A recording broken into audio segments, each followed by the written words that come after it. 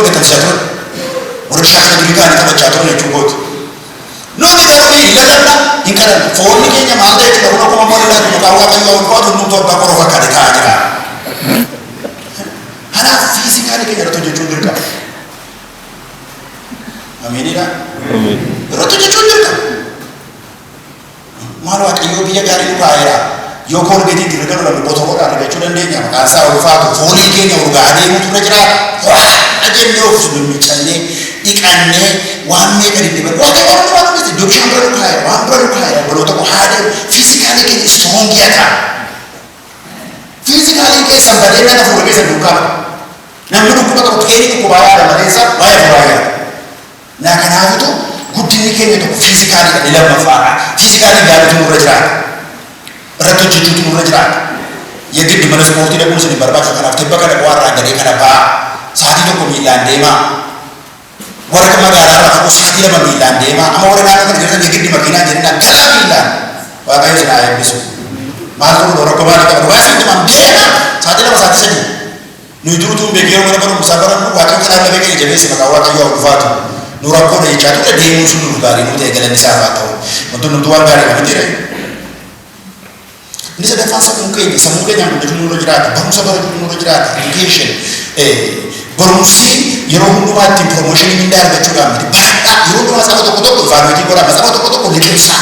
Matsaafa dubbisaa. Dubbisaa amma yeroo kana wanti baay'ee availabiliidha waan ta'eedhaaf.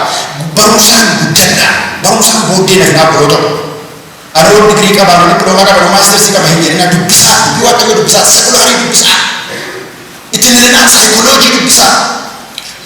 Masaafota garaagaraa dubbisaa maal akka nuti socho'aa jira wantoonni nuti jedha bara murteessaadha waan ta'eedhaaf isa kana sammuudhaan guddachuutu nurra jiraata. Sammuu keenya bal'isuutu nurra jiraata.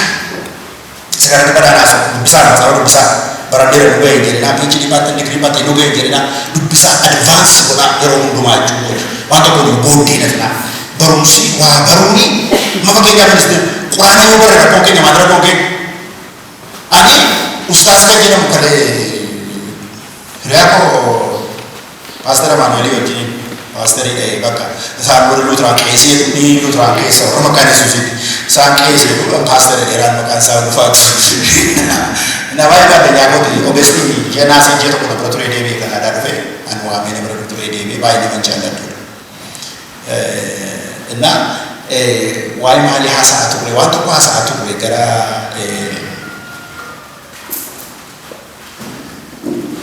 Wana saat ture booddee irratti deebi'ee yaada isaa yaada tokko irratti yaada bal'aa tokko yaada important tokko haasa'aa dhufne yeroo dhufne irratti deebi'ee intellectual barbaada.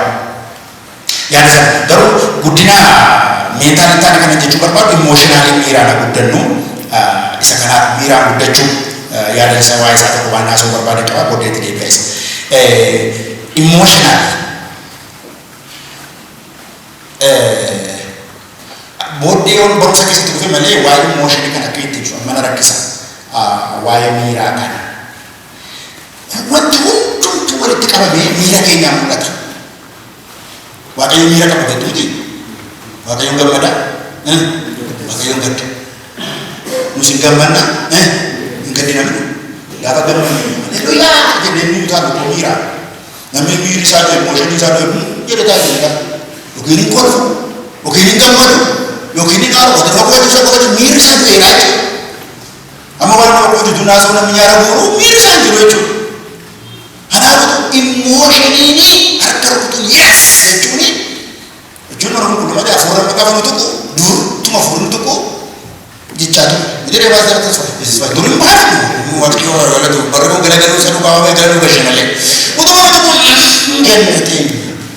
Amma garuu booda dhufee maaliif jennee Eso ya me pasa ahora no te lo que tú chulis una niña así de derecho con venga por no te va a hacer que ama mira que no me van a y así se va a tomar para que ya ulfat wa que yo mora poco que le bisa ana mas que chico chico para ni sa que sen no que se me la de ka garu que chico para ni ma ni que no va a hacer no barka ni que no ore que no barka wa ya que te na ko ko mane namore ke biru namun kan biru ni que to kame to sini da to ko itu kame emotional jo le mo ra to le wa de bosi wa de gamet da emotional beeku maal taane jechuudha.